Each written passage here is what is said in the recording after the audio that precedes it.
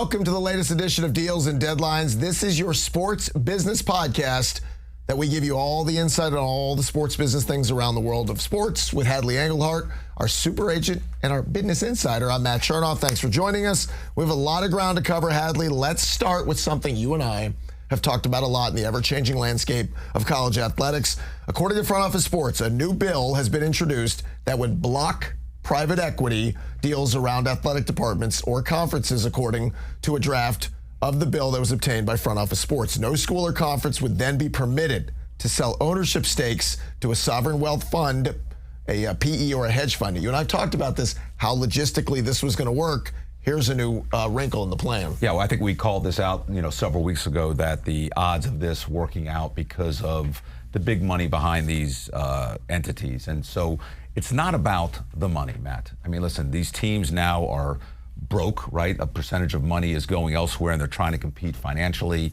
and with new facilities and coaching and NIL. It is not about the money. It's about control. And there's that gray area of, these private equity firms in general are there for a return on their investment. Are they going to have say-so in things? And are they going to have control? And who plays? And what do we do? And all these different things that come into play. And so, like we said several weeks ago, I think this is a smart move, believe it or not, because you don't want to give, we talk about optics all the time. And you don't want to give the optics that some third party has control over a football program, let's say. And so that's the area, and I agree with what's happening, actually. Well, it's a slippery slope, right? Correct. You get to a place where we're trying to find all the money, and as Hadley said, you've got players being paid, and these athletic departments are trying to find an influx of cash. But then who's in control? You have one wealth fund or one hedge fund. Here's $10 million. Here's $20 million. Then we get into how are you spending the money? We've talked about could you spend under the table? It just...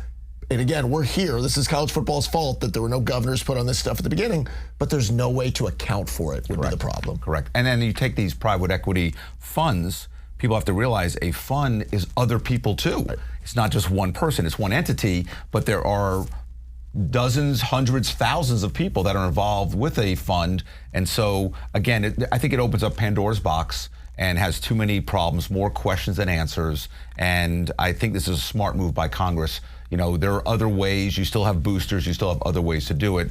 They were trying to tap into the private equity to raise money. It was a smart move for the colleges. And then we talked about it before. You have public universities and private universities. They all operate differently. So I think there's too many issues out there, and I think it's smart for Congress to jump in and nip it in the bud right now. Okay, something we touched on last week on the program. Georgia Tech has a new deal with Under Armour, and we were trying to figure out how the financials were going to work on this. So this is the biggest apparel deal in Georgia Tech school history. Now, to give you a little background, you kind of know if you're in the local Atlanta area, Georgia Tech has never been flush with cash, so all these deals, they matter. Here's the breakdown of the deal. It's $12 million in cash, $174 million in gear, $1.2 million in cash, and $17.4 per year over the length of the deal.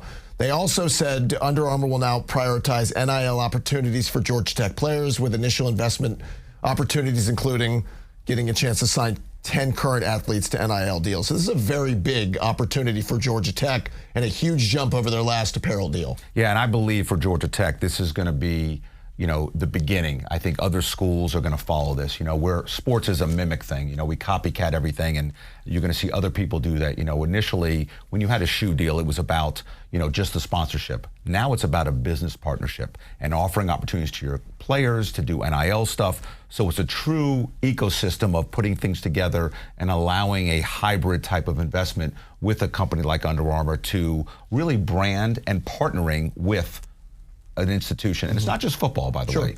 All we talk about is football, and a little bit of basketball, but it's about all the other sports as well. So when you see these 10 partnerships that they'll do, it won't be all football or basketball or baseball. You'll see gymnastics, you'll see track and field, you'll see a little bit of it all, so there's not any Title IX issues.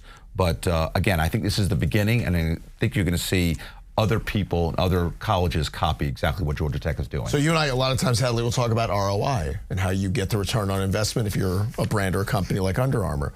And is the math on it, sure, you want to sell shoes, you want to sell apparel, but is the return on it the branding that you're going to get? Do you monetize that in your mind and put a number on it of, we're going to get this much in the way of TV just organically on the field, on the court, shows like this, shows everywhere talking about it?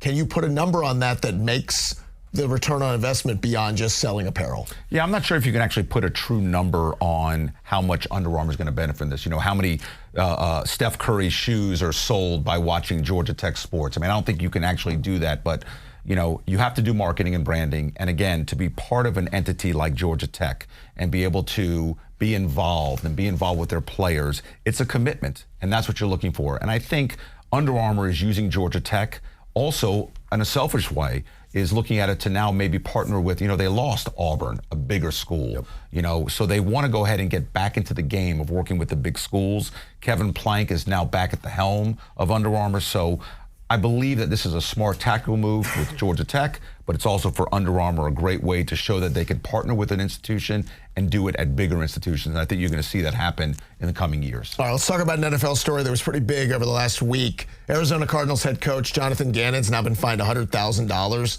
for getting in the face and putting his hands on one of his football players. If you don't know the story, Arizona had another player, and this has been kind of a thing we've seen the last couple of years, scoring on what would have been an easy touchdown, dropping the football just willingly before he crosses over the goal line. Gannon was hot. Arizona ended up losing the game. It was a big blown lead against a Tennessee team that hadn't won. You've represented players who have been involved in all kinds of things. There was a player consoling this other player who fumbled. Gannon went on an apology tour at his press conference. I mean, there's PR 101 involved in this. It's also one of these things where you got to be careful, because that player in that moment, he turns around, he pops you. Now the story exacerbates and gets even bigger, and I'm sure you've had to talk to clients, not about that specifically, but how to handle situations. Yeah, getting back to the word optics, I mean, this is exactly the same thing. You know, in today's world where everybody's watching everything and there's social media, coaches, players, everybody has to be careful of what they do. And for a coach to do this, he crossed the line. I mean, we had a player this past week actually who didn't have a great week, and the media asked the coach, "What are you going to do about it?" He says, "Nothing." Why? This player is a professional. He knows he had a bad week. We're going to talk privately, and we're going to build on it, because I need him for the next 14 games. This coach crossed the line, and it was tough, and rightfully so, fined. And I don't think the league's going to do anything about it, but the team obviously was an aggressive nature about it, and there won't be any suspensions. But, you know, it's, again, you got to be careful, and you may lose that player, emotionally at least, for the rest of the season, which will have even a worse effect on the Cardinals moving forward. Okay, let's talk about another big story that happened this week. Mark Sanchez, the former Jets quarterback, now an analyst for Fox Sports, was in a very uncomfortable incident in Indianapolis where there was alleged breaking into a car and getting into a scrape with another guy, and they're going at it to the point where the person who was feeling attacked stabs Mark Sanchez. So Sanchez ends up in the hospital, but he's being sued. He's facing criminal charges as well. He's facing felony charges in the incident that could face up to 6 years in prison. He's also now facing a potential civil liability, and Fox they're the entity that employs him, so they're also potentially facing liability. Put your lawyer hat first on this one. Tell me how Fox could have a role, because they're gonna fire him, I'm sure. But what is their culpability, if at all, just for employing him? Yeah, I don't think there's any culpability, but there's the optics again, the PR nightmare. And I'm not sure if the victim in this case, what his intentions are as far as financially, but if he wants to go after Mark Sanchez civilly for money, and then bring in Fox, even though Fox can defend it, they don't want the PR nightmare. They will pay him to be quiet. So if a lawyer on the other side was smart, he would include Fox in any civil litigation, because it'll just deepen the pockets, obviously. Mark Sanchez obviously made a bad mistake. Actually enjoyed him as a commentator, as a color commentator. I thought he did a great job. And again, this is the same city, Indianapolis, where Mike Tyson happened. So, I mean, this is a city that has, you know, a lot of issues. It's a great place to be, but there's a lot of restaurants and a lot of bars, and it's in close quarters. And tough situation for Mark Sanchez, because this is potentially going to ruin his, media career, and he was good at it. And, for Fox, it's something that they're just going to have to deal with the PR nightmare of it. It kind of went under the rug. No one really talked about it as far as on game day on Sunday. But, moving forward, they're going to have to replace him. And, if there is a lawsuit involved civilly, they're going to have to step up and pay to keep. So let's say you're Mark Sanchez's representation, you're his agent. Do you go on a PR offensive? Do you kind of lay low for a while? We got to let litigation play itself out. Everybody gets a second chance, whether it's a player, commentator, TV, everybody gets a second chance. But how do you play the cards when this happens so publicly? Well, I think first of all, you've got to see, right now there's not a lot of talk about it, right? There was a media talk and it kind of went by the wayside. I think if I'm representing Mark, I kind of leave it as is right now. Let's see where this goes in the court system. Let's see if there's a true criminal case where they resolve it and settle it and he goes and does some community service and does some sobriety stuff. Let's see where this goes civilly. And I think you're right. Does he get a second chance if this is kept quietly? And again, he may be really guilty. There may be more things that he doesn't want to get out there, so he is laying low. So it'll be interesting to see how this plays out, but I don't disagree that he does get another opportunity, but I think it's going to be a while. I think he's on the bench for the foreseeable future, if not for the rest of the season. I don't like his playing days. Well, right, but ha ha ha. And if it makes you forget about the butt fumble, I'm not making light of it. Maybe this is the thing that does it. Okay, one more quick story. The NFL is fining Jerry Jones, Cowboys owner, $250,000 because he flipped off the bird. He gave the middle finger to Jets fans, although this was my favorite part of the story. His quote? Jerry Jones said he meant to give a thumbs up to Cowboys fans because the thumb and that one, they're I have to tell you something. I have a 3-year-old grandson, and he knows the difference between his middle finger and his thumb. It's a great answer, though. It really is it's one of the best ones I've ever heard of. Like, I meant to give a thumbs up, and this one popped up. Imagine in court, I meant to do the thumb, but the middle finger came up. So the $250,000 to Jerry is, it's in the couch cushions. It's not a big deal. It's just, you used optics. It's just not a good look. You're a, 80-year-old dude who's a billionaire. You're doing something that a drunk fan sitting in Section 316 is going to do. I don't know. It just felt out of character for the billionaire owner, but again, it's Jerry, so I guess nothing. Yeah, and listen, and Tepper with the Carolina Panthers last year did the same thing. I mean, listen, what does it tell you? It tells you that billionaires aren't void of this type of stuff. And again, I guess the theme is optics. It's not a good look, but Jerry doesn't care. It's his world, Jerry's world. So he's all about that, and he'll pay it. It is no big deal to him financially. You hope the league gives him some sort of additional punishment or something that, hey, this happens again, it could affect draft choices. So it's a real effect on the team, because it is a bad look when an owner does that, of course. Sure. Maybe they take his middle finger. I don't know. He's got 9 others, might not need it. Okay, coming up, we're going to talk about a business move that LeBron James is making that makes sense, and one that just didn't make sense at all. But we're talking about LeBron, so go figure. We'll get to that next as Deals and Deadlines continues.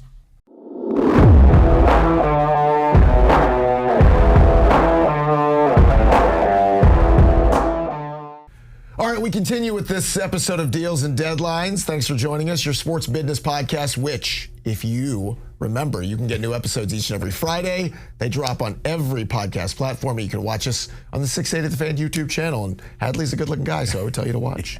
All right, Hadley, I want to talk to you about LeBron James. We've got a couple of stories to talk about with LeBron.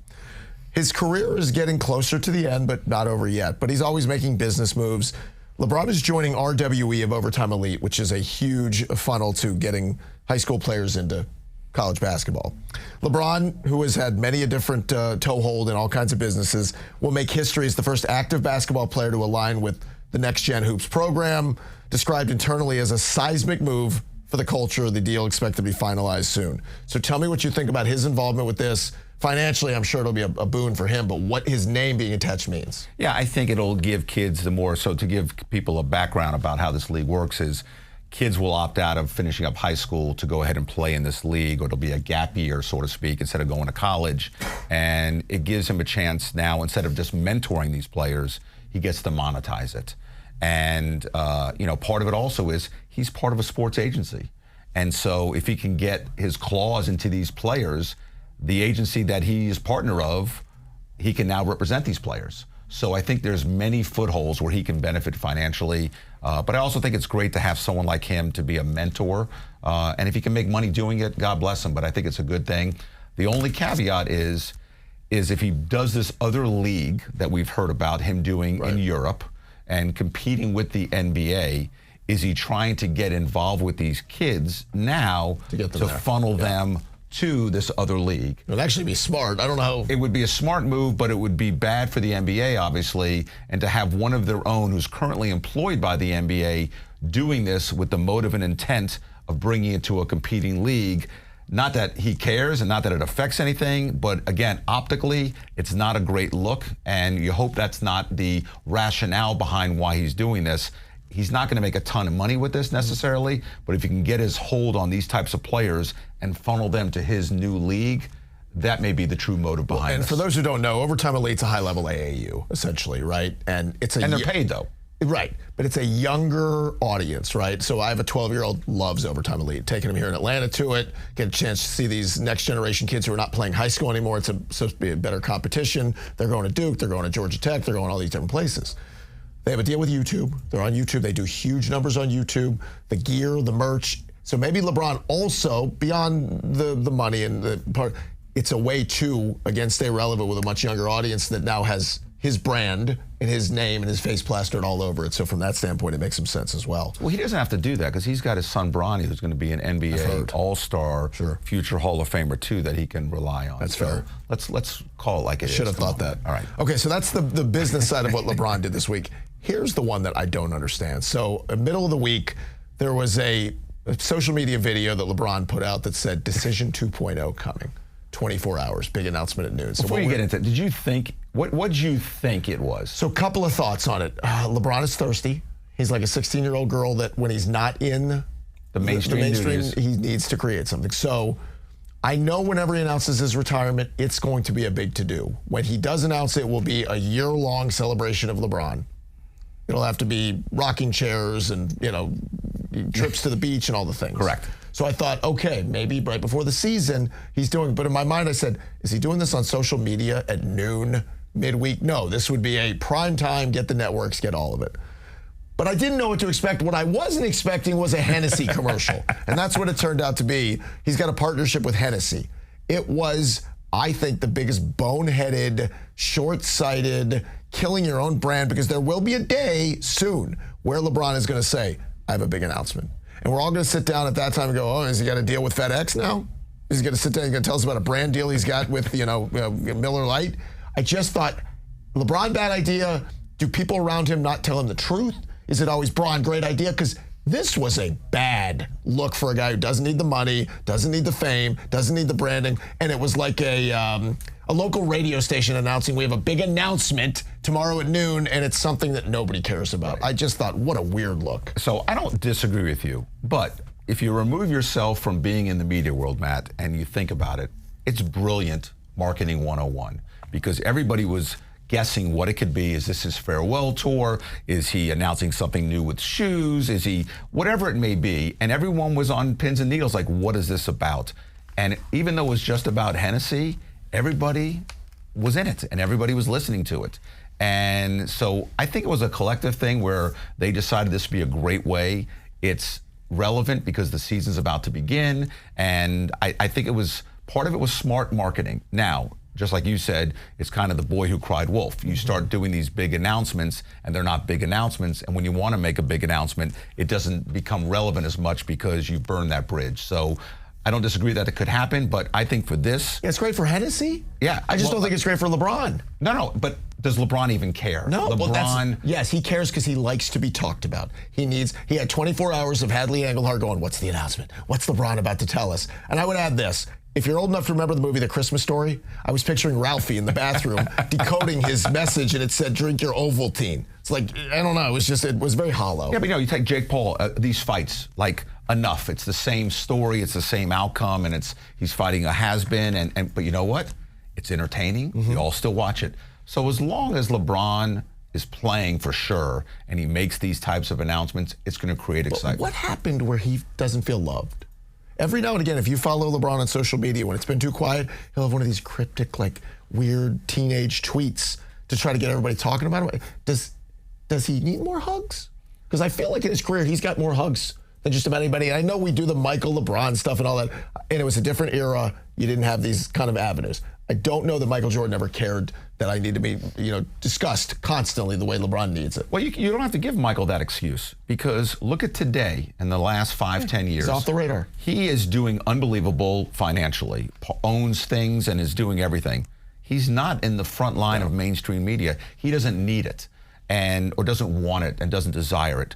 LeBron does. So when Michael comes back for the NBC thing, it becomes this big story. Right. Wow, Michael's doing a little media. His actions were what brought it there, not Michael himself. And he's not at the forefront announcing it. And that's why, I've been a fan of Michael's, obviously, as a player, but even how he's handled his business. And, LeBron has had this Napoleonic complex when it goes to Michael Jordan his whole career, because he's always being compared. And I think he's always in the position he has to try to one-up and do things at a big level. And, because he has many millions of followers on social media, he's in the position to go ahead and make these big announcements. And, and again, doing this other league, again, is it all part of this master plan that in 2-3 years we're going to go, wow, he did this and all these things he did leading up to it. He was planning on this big event here. So that may be part of his whole master plan. Okay, one more story I want to touch on. Jason Tatum, the former Duke product, now with the Celtics, dealing with the recovery from his Achilles injury. Well, maybe he has something to do now, because the Celtic star is returning to Duke as its first ever chief basketball officer. So what Jason Tatum's going to do is advise the Blue Devils on team culture, roster construction, development, building personal brands, and more. Is he going to be in the office, like in the offseason? Is he going to have the glasses on? He's going to have the light on the desk? Like, he's going to be working? Because I would think if I have that much money like Jason Tatum, I'm laying on a beach somewhere. So Jason Tatum, in theory, is going to do absolutely nothing. I mean, that's just the reality. He lends his name. He lends his name. Will he do stuff via Zoom calls to recruits? Will he give his input when they're meeting with a big a marketing entity or a business relationship because they love Jason Tatum and he's part of that culture? Will he be doing it on a daily basis? Absolutely not. Will he be part of the coaching? No. But it's great to have his name. And more, we've seen other players do it already on the football side, and they're doing it on the basketball side. It's the way to stay involved with your university, lend your name. They're not getting paid. And if it leads into something bigger when you are retired, again, he's looking at it, my career's on the backside. So when it's over, what do I want to do? And if you can stay engaged with some of the Duke alumni and some of the corporate entities, it could only benefit him financially when he goes to that next phase of his life. He's the CBO. When you're the chief basketball officer, that's a very big deal. Okay, coming up, we're about to embark on the greatest time of the year for a sports fan. The next 49 nights are going to be a dream come true for you. Plus, why is Taylor Swift not going to be the halftime show for the Super Bowl? We'll tell you next.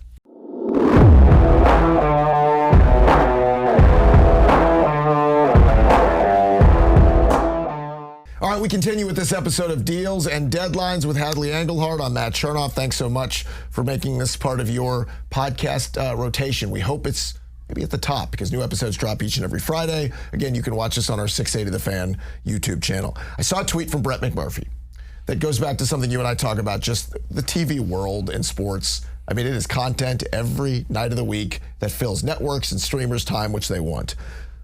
So this starting on Wednesday when we record this, the next 49 days, there will be a college football game or an NFL game played every day until November 26th. So you'll have Wednesday night football, for instance, this week, Missouri State, Middle Tennessee State.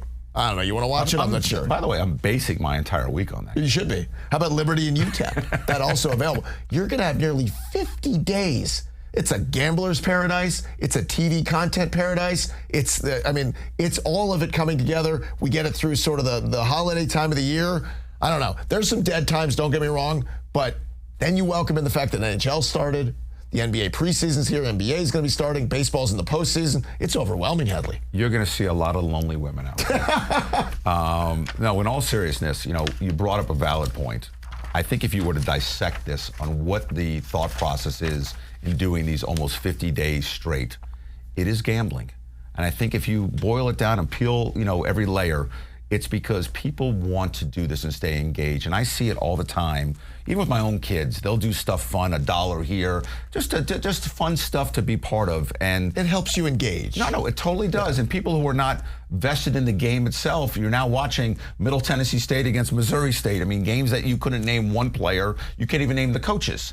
And so, or the mascot. Yet, you're watching this game. And so there's advertising opportunities and there's gambling opportunities. So, then you sprinkle in, we got baseball playoffs. We have real football, power conference football. You've got NHL and NBA. I mean, you've got a lot of things happening over the next 2 months. So it's great. And if you want to find an excuse to tell your spouse that, hey, I've got to watch a big game tonight, you've got the excuse definitely for the next 60 days. Okay, so I know you're bummed to know that Taylor Swift is not going to be doing the halftime show. We covered that last week. The good news for Hadley was Bad Bunny is going to be there, and he's a big Bunny fan. So Taylor says she isn't performing the halftime show because, quote, she's too locked in on Travis Kelce and the Chiefs season. She wants to focus on that. The whole season, she's locked in on what her man is doing on the field. Now, there are other stories that you and I kind of alluded to, and she was on The Tonight Show with Jimmy Fallon. She kind of said the same thing, right? That from a ownership of the halftime show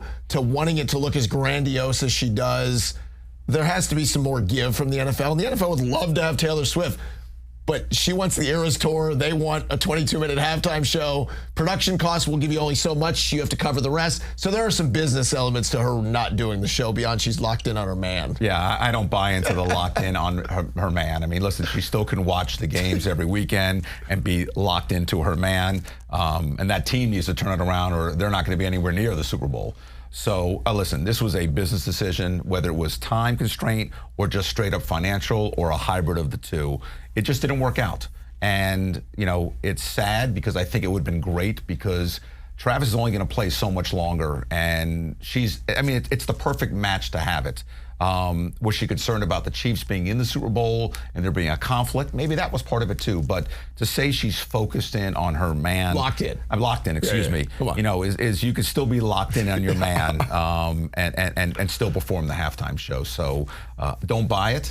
But at the same time, listen, there's a lot of talk about Bad Bunny and there's a lot of negative talk about him because of what his MO is and what he's doing and what's the politics behind certain things. So again, we're talking about it and that's what the NFL wants to do. And I just think the NFL, in theory, can do no wrong because they've built this mega giant and they're going to create a fan base, whether it's Bad Bunny, Taylor Swift, or Matt Chernoff, it doesn't matter. Oh, thank you. I do like when we get sports and TV and leagues trying to create new events. They're not all going to hit. Some of them are going to catch more attention, some aren't. Well, the World Baseball Classic has been hit or miss. It seemed like the last time people sort of dug into it more. Well, Fox now has secured the U.S. media rights for the 2026 World Baseball Classic, reprising its broadcast role from 2023.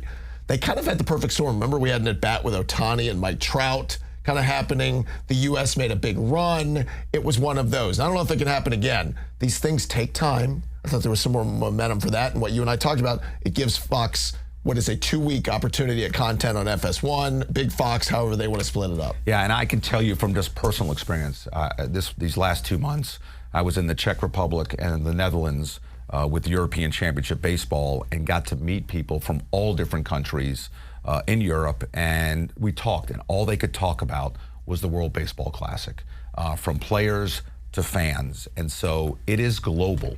And so it's a smart move by Fox, and you got to parlay this, and you've got to make this into something big. And the same thing's going to happen in 2028 with the Olympics. There's going to be a big eye on it because it's like a World Baseball Classic. And I know we'll talk about it in future episodes about this, but the World Baseball Classic is a smart business move. It proves that baseball is global. And I think they're going to have, when we talk about this in March, when it's over with, I think they're going to have very big numbers audience-wise. Okay, speaking of content and big audience, we have the return of the Skins game, which means now Amazon's Black Friday is going to be one heck of a day of content that Prime is offering people, which is going to be about 15 plus hours. So you're going to have all that turkey. You're going to be half asleep with the tryptophan, and you're going to have to wake up early because the Skins game is going to start at 9 a.m. They've got Bears-Eagles at 3 o'clock. They've also got Bucks-Knicks at 7:30 that night. And then if you're really like going for the seconds or thirds from the bird, you got Mavs-Lakers at 10 o'clock that night. You can watch Cooper Flagg as you pass out against LeBron James. So this is Amazon giving you a full day on the biggest day of their monetary year on Black Friday to promote the heck out of it through all the sports venues. Again, smart marketing, smart business. And for all you men out there, be careful because you're going to be watching all your games and your wife is going to be spending all her money on Amazon. Feels very sexist. You know, maybe there's a lot of women watching the games than dudes are on Amazon. That's true. But it's a great way to market this, and it's so smart and, you know, not surprising. You know, I thought about this. You know, the joke used to be with the movie Dodgeball, the Ocho, right? Like these irrelevant things that are on these obscure channels that no one's going to watch. And now we're seeing all these things happening on different networks like in Amazon, where they're adding different content, not just the same thing, just to get you on there. It's really not about the content. It's about their marketing. They're selling Black Friday. So it gives them an opportunity to have an audience one-on-one to not only monetize the sports, but also their shopping stuff. What's funny you say that, flipping around channels a couple of weekends ago, not only can you get pickleball on mainstream networks, cornhole has quite the sponsorship. And I'm not kidding, there's professional tag.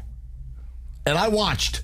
I don't know why. I guess slap fighting was on a commercial. I'm like, professional tag. I'll watch that and dig into it. All right, that's going to do it for us. I will remind you guys, you can subscribe, and please do subscribe to Deals and Deadlines. If you're listening now, you tried us out, thank you. If not, and you want to search on another platform, subscribe there, do it. Just again, search up Deals and Deadlines. You can always watch us on our 680 The Fan YouTube channel. Thanks to Andrew Groover, and to you all. We're back next time for the next edition of Deals and Deadlines.